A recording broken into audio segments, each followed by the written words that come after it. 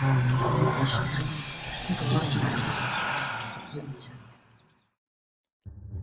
have always been drawn to the stories that make you check the locks twice. The ones told in hushed tones around late-night fires, or found in creased journals detailing encounters that defy all logic. From whispering ghosts in abandoned hallways to shadowy encounters in quiet woods. These are the tales of terrors that lurk just beyond the edge of our vision. So turn the lights down low and get ready to confront what goes bump in the night. You're listening to Don't Whistle to the Wind.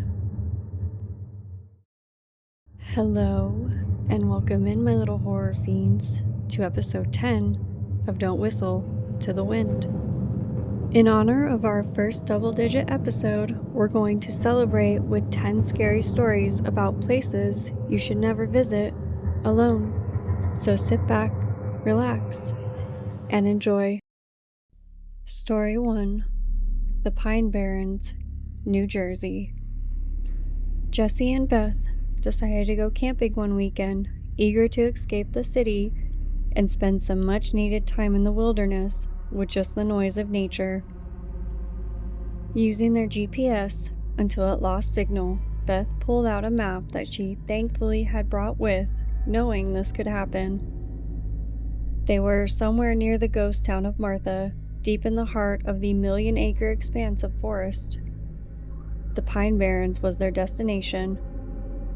They found a nice, spacious clearing off an unpaved road, pitched their tent under the canopy of pygmy pines, and started a fire. As twilight thickened, the normal sounds of the forest, the wind in the needles, the calls of local wildlife seemed to drain away. A dreadful, suffocating silence took its place. Beth heard it first, a rustle in the underbrush, just beyond the glow of the campfire. It didn't sound like a deer, it was heavier, making a loud crunch slap sound as it came closer to their camp. Jessie stood up, feeding a branch into the flames. "Might be a bear," she muttered. Her eyes darted into the pitch-black tree line. Crunch, crunch. The heavy steps were now circling the clearing. Beth and Jessie moved closer to each other, both grabbing a branch for protection and bracing for whatever animal was lurking in the trees. Then a sound boomed from the tree line. It began as a low, agonizing groan that escalated into a blood-curdling screech. It sounded like a woman's voice twisted with torment, cutting through the damp air and vibrating straight into their bones. The fire suddenly hissed and died, plunging them into absolute blackness. Neither moved, stricken with fear, both trying to breathe quietly. The silence was deafening. Jessie moved first, grabbing her flashlight, and clicked it on. The beam, slicing through the thick fog, illuminating two eyes reflecting the light with an unnatural crimson glow. The creature stepped into the clearing, the flashlight fully illuminating it. It was tall and spindly, with the head of a horse, leathery bat-like wings, and a long, whip-like tail. Paralyzed with terror, they watched as the monstrosity unfolded its wings, letting out another piercing, deafening wail. Without a word, Jessie dropped the flashlight and grabbed Beth's arm. They bolted into the terrifying labyrinth of sand paths and gnarled pines. Behind them, they heard heavy, frantic wing beats and the snapping of broken branches. They ran blindly, driven purely by adrenaline, until they burst through the tree line and tripped onto the gravel of an old road where their car was parked. They scrambled inside and locked the doors, the engine roaring to life on the first turn of the key. As Jessie slammed the SUV into reverse, the headlights caught the silhouette of the winged beast perched on the hood of their vehicle, glaring at them with furious, intelligent eyes. In a single bound, it leapt over the roof, and disappeared into the vast, dark wilderness of the pines. They floored it out of the barrens, never looking back. Beth and Jesse still go camping, but avoid camping in places that are even remotely close to the Pine Barrens or its borders. Story 2, Poveglia Island, Italy. The old Vaporetto captain had hesitated before cutting his engine in the shadow of the crumbling Poveglia Asylum. The island of no return, he had muttered, crossing himself. Take a few hours if you must, but be on the beach before midnight. Nothing good stays on Poveglia after dark. Enzo had ignored his warning, stepping onto the pier in the quiet Venetian lagoon, flashlight in hand. The island was small, desolate wedge of a land barely a half a mile from the shores of Lido, yet it felt a million miles from the vibrant canals of Venice. As he ventured past the overgrown ruins of the old plague pits, the silence grew oppressive. Locals whispered that the island was choked with the suffering of up to 160,000 plague victims, and the dirt that crunched under his boots was claimed as half human ash from the massive, frantic cremations of the Black Death plague. Pushing through the dense, creeping ivy, he found the ruins of the psychiatric hospital. It was massive, decaying brick structure with hollow windows that seemed to stare back. Enzo took a step inside. The air smelled musty of chemical rot and damp mold. Stepping into the shattered, debris-strewn lobby, a sudden chill swept through the hall, followed by a whirring sound of a metal wheel scraping on the concrete floor, echoing from the floor above him. Realization dawned on him. It was a wheelchair, racing down the hallway. Goosebumps began rising all over his body as he aimed his flashlight beam up the collapsed staircase. But the whirring stopped, and the beam caught nothing but dancing dust mites. His breathing sounded way too loud in the deathly silence. Somewhere next to him, a chilling giggle broke out from the shadows. It was the sound of a sinister, haunting laugh. Panicking, he turned to run, the flashlight in his hands flickering violently and dying as he bolted towards the entrance, the darkness of the hospital descending fast on his heels. Once he was back outside, he stopped and bent over, hands on knees, breathing hard, thinking it was over. But from within the overgrown trees, an invisible bell began to toll. It was a phantom toll ringing from the bell tower, even though the brass bell had been stripped from the island. The crunch of the dirt under his feet as he ran felt like quicksand, as if something was trying to pull him under. Finally reaching the water's edge, he scrambled onto the rotting dock, catching his breath. The boat captain had kept his promise. His small skiff idled just a few yards offshore, its motor a faint hum in the darkness. When the captain came closer, Enzo threw himself onto the boat as fast as he could the moment it touched the dock. He watched the island recede into the fog and looked one more time at the haunting silhouette of the abandoned asylum, catching a glimpse of a pale face staring from a smashed upper window, looking right back at him. Story 3, Eastern State Penitentiary, Pennsylvania. The sun had completely vanished, leaving the abandoned castle-like walls of Eastern State Penitentiary to loom against the dark sky. Aaron had booked the last self-guided audio tour of the evening. Eager for a thrill, he quickly grabbed his audio guide and slipped into the entrance hall to cell block 4. The audio whispered in his ear about the prison's dark legacy, the infamous mad chair, where inmates were bound so tightly their circulation stopped, and the underground solitary cells known as the Hole, where prisoners were starved of light and sound. As Aaron stepped deeper into the hallway, the voices on his headset faded, swallowed by a bizarre, loud hum in his ears. The ambient sound simply vanished, replaced by an unsettling, suffocating silence.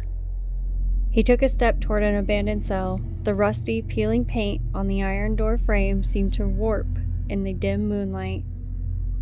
Suddenly, the silence was shattered by a low tapping, 2 deliberate strikes against the stone floor. Then, from somewhere deep inside the pitch-black corridor, he heard a harsh, agonizing cough. Aaron froze, his breath hitching in his chest. Tap. The sound was closer now. He clicked his flashlight on and swept the beam down the corridor. The light only illuminated swirling dust dancing in the damp air. That was when he felt it. A freezing pressure wrapping tightly around his neck, lifting him into the air and slamming him into a wall, causing him to drop his flashlight that went out the moment it hit the ground. Panic surged through him. He tried to fight, thrash around, and to yell out, but nothing made the iron grip loosen. He hung limp, vision fading almost to black when a deep, guttural whisper spoke directly in his ear. "You wanted to see the truth. Now look," then violently dropped him. Aaron shakily stood back up and frantically searched for his flashlight around the cell before finally finding it and taking a shaky step out of the cell, his head throbbing. He took a moment to reorient himself when he noticed something just outside of his peripheral vision. He looked into the neighboring cell, full of disbelief at what he saw, even rubbing his eyes hard twice before finally accepting what he was seeing. Against the back, moldy wall, the faint, weeping faces of tortured men seemed to flicker and emerge from the crumbling plaster, their hollow eyes locking onto his. They beckoned toward him, an endless sea of tormented shadows stretching their arms and hands, reaching out desperately, trying to grab him. He stumbled back, turned, and bolted, his sneakers pounding on the concrete. Heavy, disembodied footsteps instantly began to stomp along the catwalk above him. He sprinted, not slowing down until he burst through the main rotunda and into the night air. Safely outside, gasping for breath, Aaron looked back at the fortress walls. The high guard tower above the entrance was ominously dark, but silhouetted against the pale glow of the moon, a dark, motionless figure stood in the window, staring directly down at him. Story 4, Overtown Bridge, Scotland. The Scottish mist had finally burned off, revealing a bright, crisp afternoon. It was exactly the kind of day I enjoyed the most. But as I pulled my rental car onto the gravel lot near the Spire Christian Fellowship, formerly Overtown House, the air felt different. It was unnaturally heavy, the silence of the surrounding woods pressing against my ears. Beside me, my golden retriever Barley, who was usually a bundle of joyful energy, sat eerily still in the back seat. His tail did not thump against the upholstery, and his brown eyes were fixed straight ahead, locked onto the stone archway of Overtown Bridge. I clipped his leash on, and the moment his paws hit the tarmac, he pulled. He didn't scamper ahead to sniff the bracken. He marched forward with a desperate urgency, dragging me along the path. As we approached the bridge, a sudden, frigid cold washed over me. The autumn air was mild, but my breath hitched, and a wave of vertigo struck my stomach, followed by a high-pitched ringing in my ears. I felt dizzy, almost drunk-like, and used all the might I had to stay upright. I stopped just before the first parapet, leaning against the stone archway to steady myself. Beside me, Barley stood frozen. Every muscle in his broad frame was rigid, his fur stood on end, and a low, vibrating whine escaped his chest. He wasn't looking at me, wouldn't look at me as I called to him. He was staring into the stone path of the bridge, his snout trembling as he caught an invisible scent. "Barley," I whispered frantically, trying again to get his attention. But as I began reaching down to pat his back, without a single warning, he lunged. He leapt towards the thick stone wall, his paws scrambling for purchase. It happened too fast to brace myself. My feet slipped on the damp path, and the sudden, violent jerk of the leash nearly tore my shoulder from its socket. I fell to my knees, screaming his name. Barley hit the stone ledge with a sickening thud, his hind legs dangling as he laid splayed out on top of the wall. For a terrifying suspended second, he stayed perfectly still, looking down into the deep shadows of the Overtown Bridge. His eyes were wide, glazed, and utterly devoid of panic. He looked as though he was hypnotized, while slowly tipping forward. I scrambled, every muscle screaming, and grabbed his collar with both hands, dragging him violently away from the edge. I kept pulling, my muscles straining, and with one final heave, we were back at the stone archway. He didn't fight me. He didn't try to run. He just collapsed onto his side, staring back at that exact spot between the two final parapets, letting out a long, grieving whimper. I scooped him into my arms, my hands shaking uncontrollably, and ran back to the car. I didn't look back at the gray stone arches or the ancient woodland as I got us both in the car and sped away. Even now, miles away, I can still feel the icy drop in temperature that afternoon.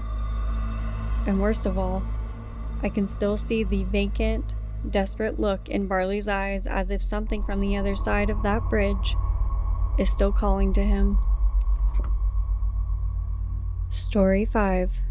The Catacombs, Paris. The iron gate at the entrance slammed shut behind our group, the distinct metallic clack echoing through the tight circular staircase. The famous engraved warning sign, "Stop, this is the Empire of the Dead," loomed above in the dim light. My friend Blake and I had foolishly decided to wander off the path. We had read online about the cataphiles, the daring urban explorers of Paris, and convinced ourselves we could navigate the deeper, unmapped quarries too. Within minutes of slipping past a warning barrier, the lively whispers of fellow tourists vanished, replaced by an eerie, dead silence. The air was bitterly cold, dropping sharply the further we walked. Soon, we were enveloped in pitch blackness. The walls around us were no longer carved stone, but jagged, floor-to-ceiling barricades of human femurs and skulls. I turned my flashlight on, the narrow beam of the light flickering before it bounced off a grinning skull, then died. I fumbled in my pocket for my phone, only to watch my battery plunge from 40% to 0 in an instant. I was plunged into a dark, claustrophobic abyss. "Blake," I called out. No answer, only the slow drip of water echoed through the tunnel. I reached out, my trembling hands grazing the bumps of human bone that walled me in. I stumbled blindly forward down the cramped, low-ceiling passage. The further I walked, the more the temperature plummeted. My breathing became quick but shallowed as panic clawed at my throat.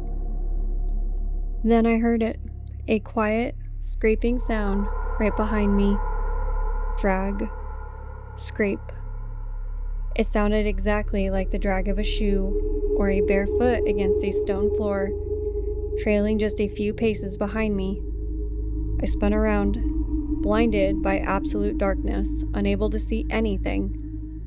I screamed out Blake's name. Instead of a voice answering, I heard a sharp whisper directly in my ear. Arrêtez, meaning stop. Startled, my foot caught on a ridge in the quarry floor, sending me crashing into a towering wall of skeletons. Skulls tumbled down around me, clattering off my shoulders. I scrambled to my feet in pure terror, throwing myself wildly down a tunnel, hands outstretched, bouncing off of walls, feeling the jagged bone and rock scraping my palms. I ran until my lungs burned, blindly following the winding, claustrophobic turns until I saw a faint, white glow at the end of the passage. I threw myself toward it, bursting through a narrow fissure, and stumbled out into the brightly lit, safe section of the ossuary where our tour group had started. I started weeping, collapsing onto my knees and covered in dirt, dust, and bone fragments.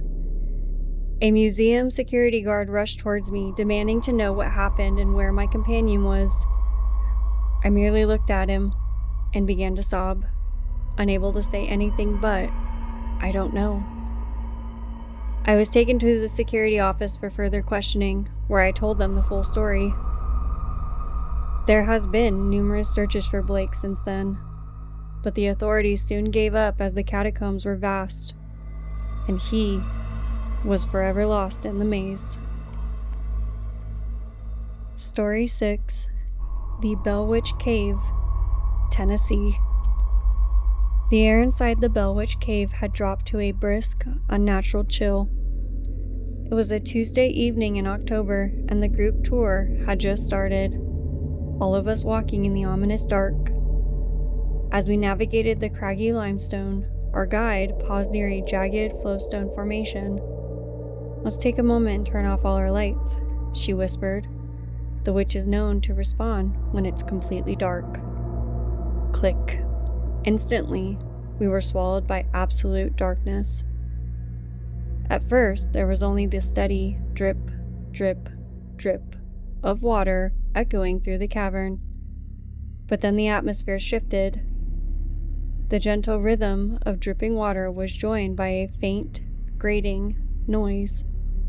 It sounded like small stones scraping against one another. "Is someone tapping on the wall?" a woman behind me whispered, her voice shaking. No one answered. The sound wasn't just a tap, it was also a scratching noise like fingernails drawing jagged lines against the rock, until it suddenly stopped. It felt like an eternity of silence until it was pierced by the sound of 3 loud, heavy knocks vibrating directly through the stone behind our backs. It was sharp, percussive sound that set every nerve on my body on edge. Before anyone could speak, the absolute silence returned.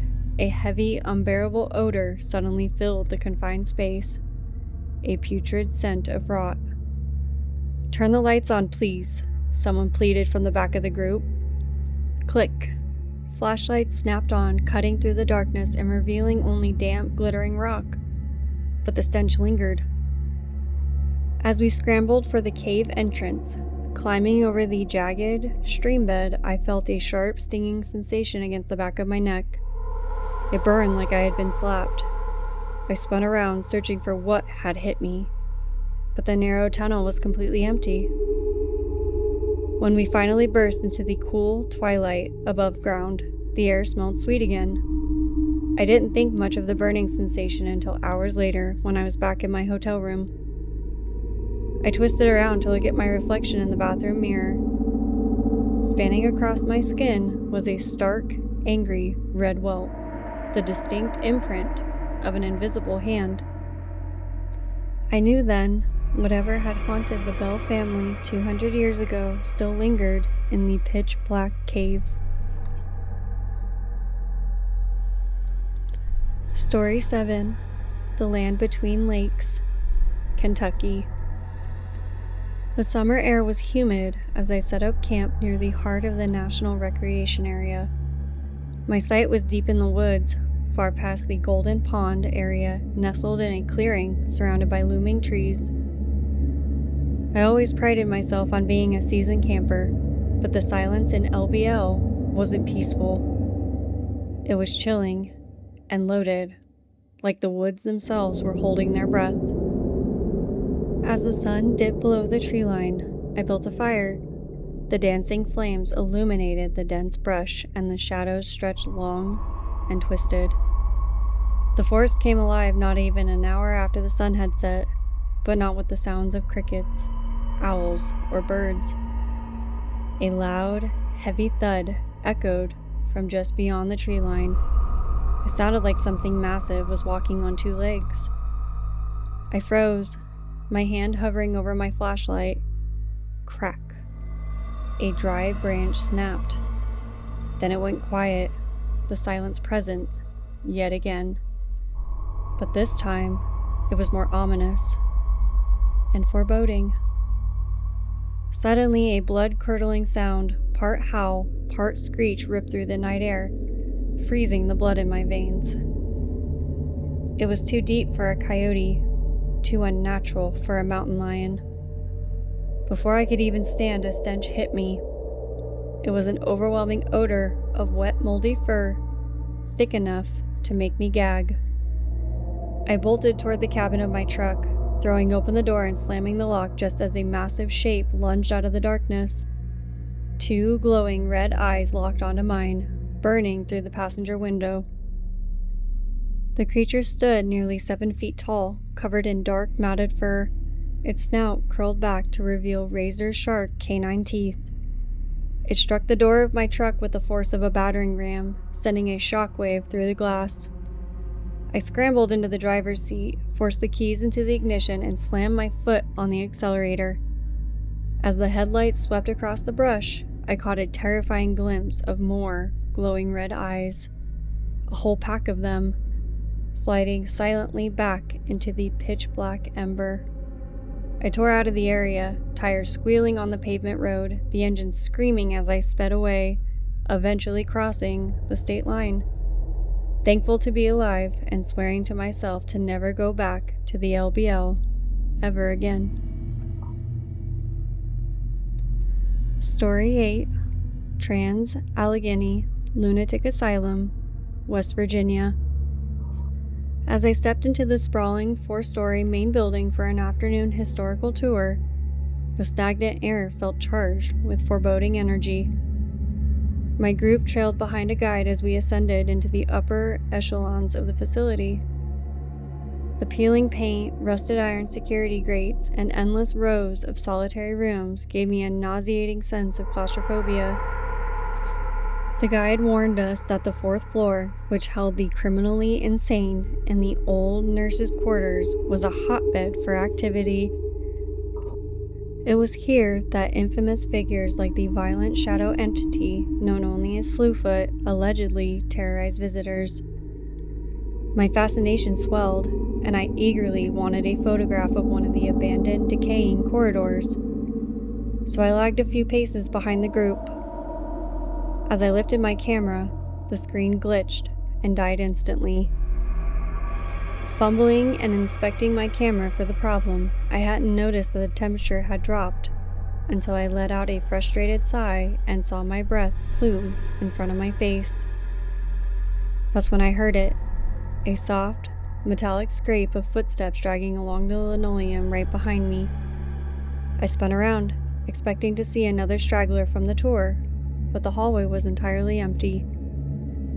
The quiet was absolute until a high-pitched, childish giggle echoed from the pitch-black doorway of a nearby room. The room that was the infamous Little Lily's ward. I cautiously started walking towards the room. "Hello?" I called out, my voice betraying a tremor. Instead of a reply, I was suddenly plunged into an unnatural darkness. The air in the hallway grew thick, almost suffocating, smelling faintly of antiseptic, death, and decay. I could hear the distinct sound of someone whispering just inches from my ear, their voice raspy and cruel. I blindly felt around, disoriented, and yelled for the tour guide. But my cries were swallowed by a deafening chorus of phantom banging and distant, echoing screams coming from the electroshock area below. Suddenly, I felt an unseen force shove me violently against the wall.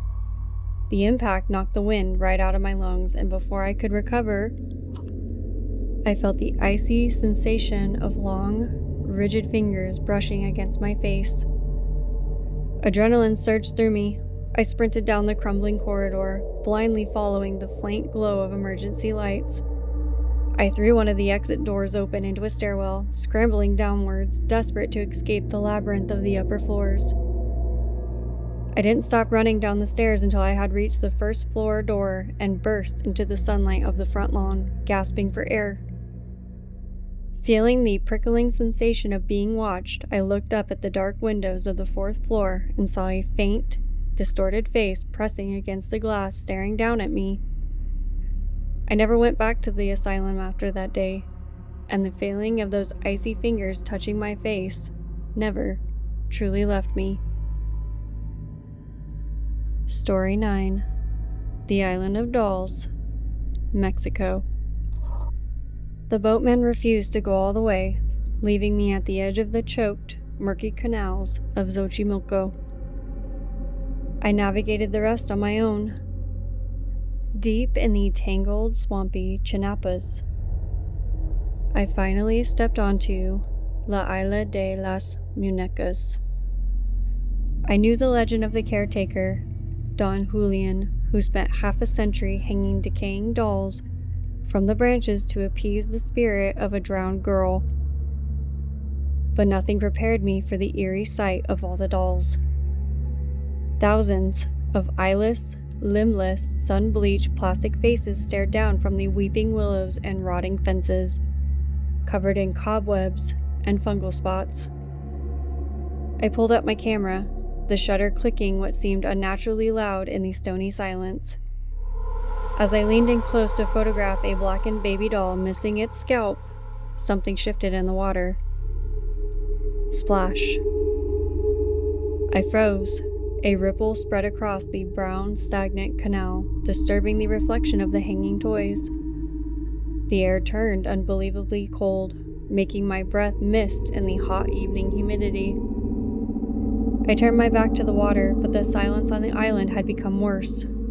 And as I turned to leave, I swear, the doll I had just photographed was now twisted 3 degrees to the left, its empty, painted eyes locked onto me.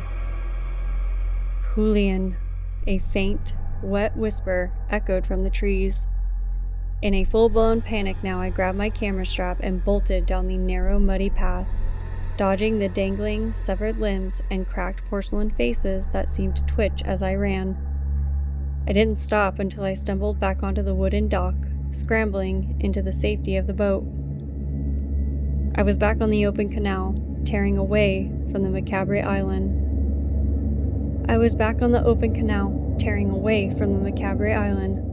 But I never shook the chilling sensation of 1,000 synthetic eyes watching my retreat. Our last and final story. Number 10. The Edinburgh Vaults, Scotland. The iron gate groaned, a sharp, metallic screech as Alyssa, our tour guide, locked the padlock behind us with a definitive thunk. We were now sealed beneath the streets of Edinburgh, in the vaults that had been buried under tons of sandstone and the South Bridge. "Stay close," Alyssa whispered, her flashlight cutting a narrow yellow beam through the icy air. "And stay together." The damp, earthy smell was a nasty mix of stagnant water and centuries-old decay. These were the Blair Street underground vaults. Originally built in 1788 to store wines and textiles, the porous sandstone had made them unlivable within a few decades. The merchants fled, and the poorest of the poor, along with the most dangerous criminals, moved in. As our small group shuffled deeper into the labyrinth, the temperature dropped. We passed through a series of narrow, pitch-black chambers where the air felt heavy, as if the very walls were breathing. The silence made the echo of our footsteps seem obnoxiously loud.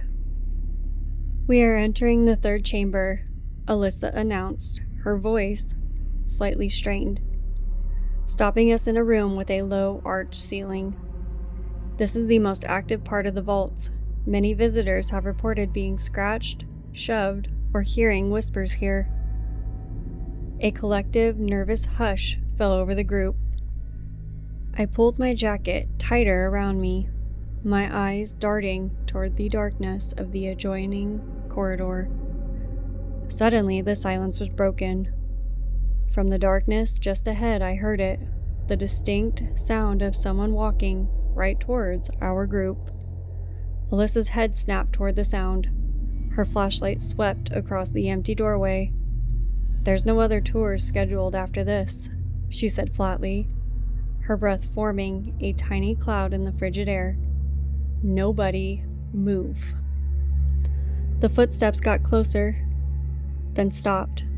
The heavy silence that followed was broken only by the sound of someone's erratic breathing nearby. I quickly realized that it wasn't the person next to me. As I looked at them and noticed the fear in their eyes, they were hearing it too. "Get out," a menacing whisper that seemed to come from everywhere and nowhere at once. It wasn't just my imagination. The entire group let out a collective gasp.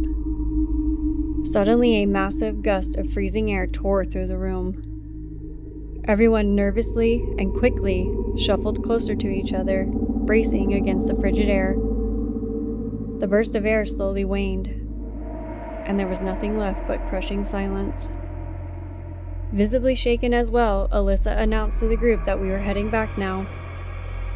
As I began following, a searing sting sliced across the back of my right hand. I hissed in pain, pulling my hand to my chest. I turned on my phone's flashlight to see what happened. It illuminated 3 thin, angry red welts blossoming across my skin. Before I could even process the burning sensation, something, or someone, grabbed my left hand. I froze, paralyzed by pure, unadulterated terror. The hand holding mine was ice cold and astonishingly tiny, a child's hand. I turned my head slowly, my heart hammering against my ribs. Staring up at me from the darkness just outside the light's reach was a pair of hollow, sunken eyes. The little boy was pale, dressed in tattered, damp rags, a faint smile on his face. I couldn't look away, couldn't stop staring at him as the room was plunged into total darkness when Alyssa's flashlight flickered and died. The child's grip tightened, and in the pitch-black abyss, a chorus of distant, agonizing cries and whispers echoing from the stones all around us. Chaos erupted in the group. Some began screaming in fear, some were praying, and close by, one person began accusing Alyssa of doing this on purpose, stating how none of it was funny, followed by threats of suing. Fear started rising within me as I felt the child let go of my hand. The icy cold sensation gone in an instant. Crying and panicky pleading started to emerge from people in the group, with Alyssa in the back, frantically smacking her flashlight, begging it to turn back on. Suddenly, all the disembodied cries and whispers stopped. Everyone in the group abruptly fell silent as well.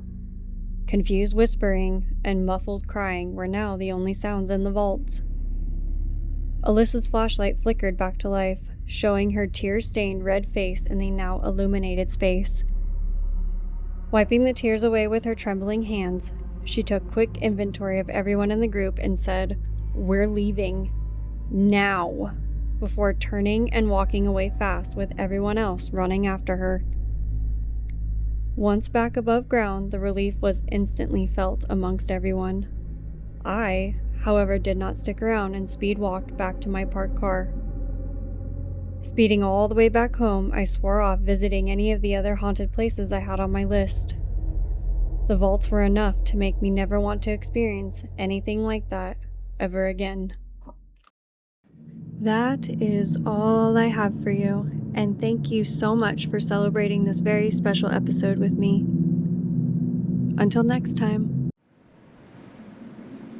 You've been listening to Don't Whistle to the Wind, and as the tale ends, the candles have burned down to nothing, and the salt lines we drew have surely failed as the shadows have crept in.